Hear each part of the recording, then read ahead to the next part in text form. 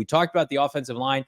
Let's talk about the more athletic big heavies, led by, in my opinion, the most underrated, yet should be a Pro Bowl caliber player on this team, Trey McBride, who coming into now his junior season, his third year in the NFL, is poised to be a top 5 player for this team. He only started 12 games a year ago, yet he eclipsed 800 yards. He set a bunch of new tight end records for the history of this franchise. They hadn't had a 100-yard receiving tight end game in like 30 years.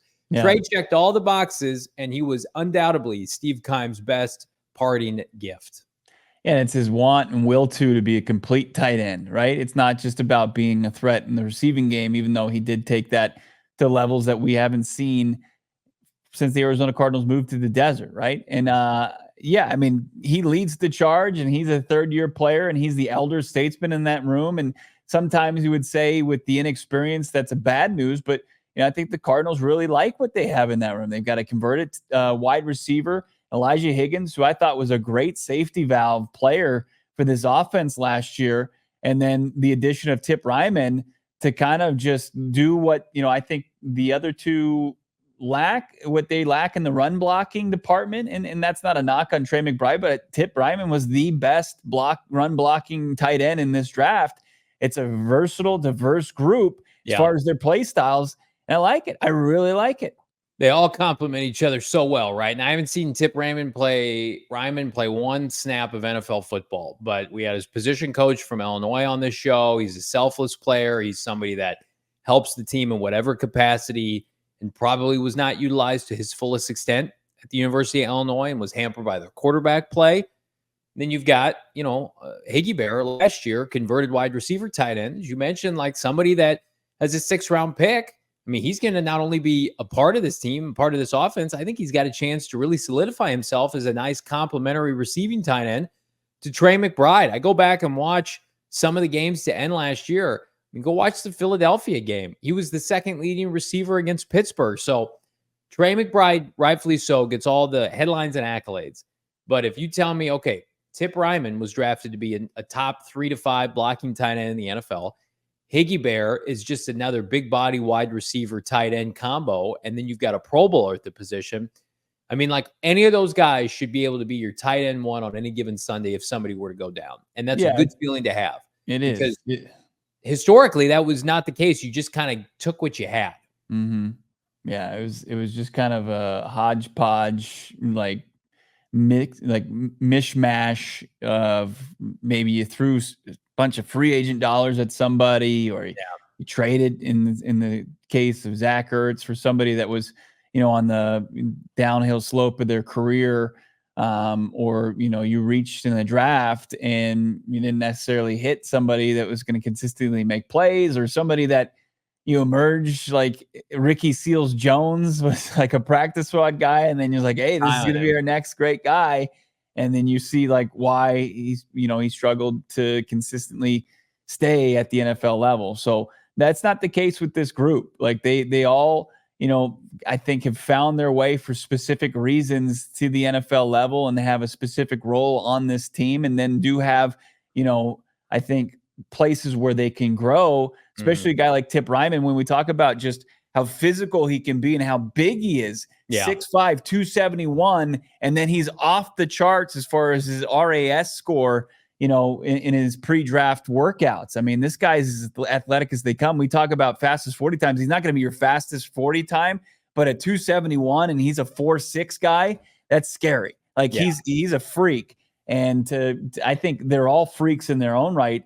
And I think that's what you want to see from that position. But then also, in Trey McBride's case, kind of be a technician in the run game and in the pass game.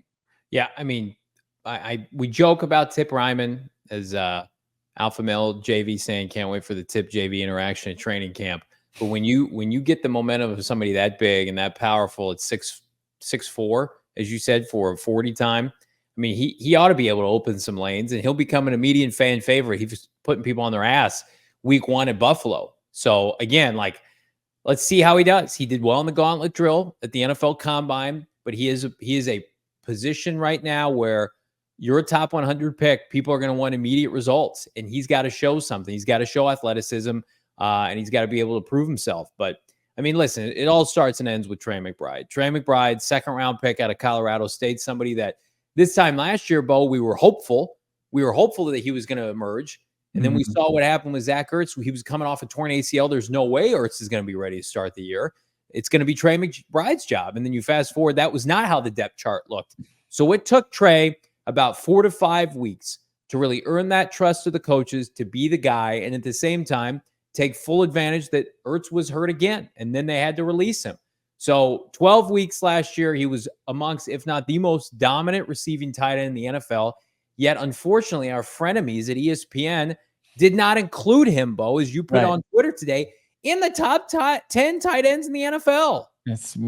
I didn't think it could get any worse, right? Like what we'd seen, the omission of Jalen Thompson yesterday in the safeties, and as we look at the running backs, and you got James Conner didn't even earn an honorable mention, right, as far as the running backs go.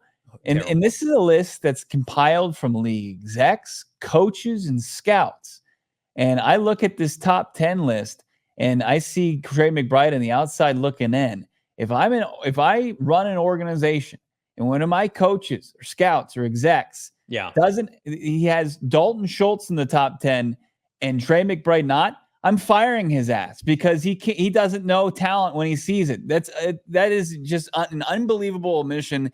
And it's like, do these guys know ball? And I think you can make the case that they don't for stupid stuff like this. It's simple. Like, we're talking about Trey McBride entering the top 5 of the tight end conversation this year, and they are so far behind.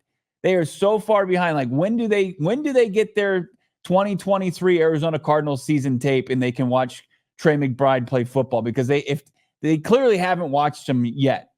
If they're putting Dalton Schultz, Dalton Kincaid, just because he benefits from playing with Josh Allen in Buffalo, it's an absurd take. Like, this should be last year's list coming into the season. Oh, yeah, Trey McBride, honorable mention, player to watch out for.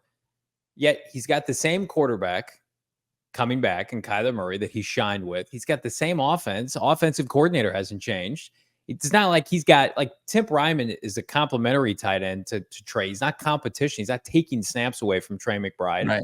Like, that just says to me, they just play it on a loop. As you mentioned, Mina Kimes, no one watches the Cardinals at ESPN. Nobody, period, point blank. Mike Tannenbaum, everybody in their lunchroom on the East Coast. Yeah, let's get Dalton Kincaid over Trey McBride. In no world would any GM take that. Dalton Schultz is a nice player. Didn't have half the season Trey McBride had last year. Turd Ferguson, we outlined that. Like, the list itself, let's see it, Damon Dog. It's laughably bad. Here it is, ESPN's top 10 tight end rankings. I wish this was a delusional fantasy. Kelsey and George Kittle and Mark Andrews and Sam Laporta are the first 4 picks. If you look at any tight end fantasy football trajectory, which at the end of the day, that's what this is. It's like, who contributes the most yardage? Well, this is not that list, yet Trey McBride is consensus top 3 to 5 fantasy tight end throughout fantasy football rankings. And he's not a top 10 tight end in general. Evan Ingram, Dalton Schultz, Dalton Kincaid, are they good blockers? I don't know, but they're not nearly the receiver as Trey McBride. So again, like, you can have this list with Hawkinson coming off major injury, Njoku unsettled at the quarterback position, Dallas Goedert was inconsistent last year, but this is, to me, we've seen a lot of shit lists this offseason. This is the worst. You put it out there today. I couldn't believe it when you texted me this morning. This is the worst list of the offseason officially. Yeah, I agree. I mean, I like the top guys, and I think Andrews and Hawkinson obviously questionable as far as injury history, but tough guys that you can make the case to be top 5. And Njoku hit a nose for the end zone last year, but like Dallas Goedert, like, he is who he is. Like, yeah. I think that he's got a ceiling as a playmaker. He's force-fed the ball in that offense quite a bit, a lot of tight end screens, so you'll see some gaudy reception numbers, but you don't see a guy that's putting up, tons of yards per catch. And then the Dalton Kincaid thing is way too early in the game, has no business being ahead of Trey McBride. Ingram, I agree with, over 100 catches last year. I think that he's been able to revitalize his career down there in Jacksonville, so I'll welcome him into the conversation. But Dalton Schultz, no. No. He's not a better tight end than Trey McBride. For No Trey chance. McBride to be slumming it where he is in the honorable mentions, it's downright disrespectful. And to kind of hide it behind scouts, coaches, and execs, like you can say and puff their chest out and say that they know ball, but this is just flat out wrong. Well, here's what it is. This is the only rationale I can give is that they like Josh Allen, Trevor Lawrence, and CJ Stroud more than they like Kyler Murray. And they're saying that these tight ends are better off with these quarterbacks. I don't trust. Everything comes back to K1, which is unfortunate, but this smells significantly of K1 hate. Here's the breakdown for Trey McBride's egregious honorable mention. McBride had one drop on 108 targets. Is that good? Which is impressive for a second-year player. I think it's very impressive. Of his 81 catches, 42 of them went for a first down. That's fifth amongst tight ends. We're really high on him coming up, a team exec said. He does a lot of things really well. Run after the catch, good in the red zone, has a higher upside than many of the guys ahead of him. He's more of a pass game tight end, but a competitive blocker. Okay, so he is has superior yak than most everybody on that list. Most of his catches, half of them go for first downs, top 5 in the NFL. I'm sorry. They're like, well, yeah, he's a better pass catcher than blocker. Okay, give me that in 2024. Like, I like Tip Reiman. Tip Reiman wasn't a top 50 pick or a top 30 pick for a reason, because there's questions about how athletic he is to go out and catch the football and run routes. That's never been a problem with Trey McBride. Just put the tape on, but they won't. They refuse to. Right. And look, there's a ton of bad takes despite having, impressive titles like NFL executive or NFL scout, or even we've seen horrible coaches littered across, staffs in the league.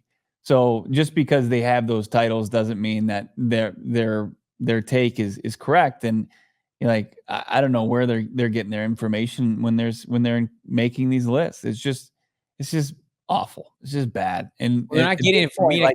We need to just take it out of our. I know we like to have fun and push back on it, but now it's just like it's lost all credibility, in my opinion.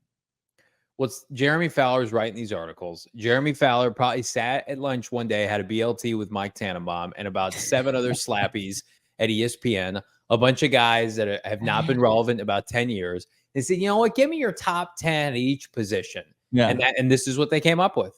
This is not scouts and executives. Yeah. Yeah. This is not like, hey, Kyle Shanahan, hey, John Lynch, how good is Trey McBride? No, they're not asking people that. They're going to the people that they have in their Rolodex, and they're trying to get a source. And I like Jeremy Fowler as a person. Again, we've had him on the show. Like, Jeremy Fowler doesn't break Cardinal news. So Jeremy Fowler has no contacts with the Arizona Cardinals. So it's like he is going to people that he trusts, and it's a biased opinion. There's no doubt about it. It's a gross biased opinion. Go with where the fan base, the fantasy football enthusiasts are going. Everybody in sequence is like, Trey McBride is a top 3 to 5 tight end easily. And that's all. Like, it's about receiving yards and touchdowns at the position. I don't like blocking is secondary for the position. You block, great, awesome. When can somebody outline the last great Travis Kelce block off the edge where he planted a defensive end? Are you a big man that can line up in a three-point stance, right, with your hand in the ground and go out and catch 800, 900, 1,000 yards and a couple touchdowns and look good doing it and don't have to be schemed open? Everybody universally in the fantasy community is saying Trey McBride top 5. Yeah, it is crazy that's the scouting report breakdown. And they're like, yeah, he's mostly a pass catcher and competitive in the blocking game. Well, I can look, you can point to the top 10 and you can find guys that aren't competitive in the blocking game.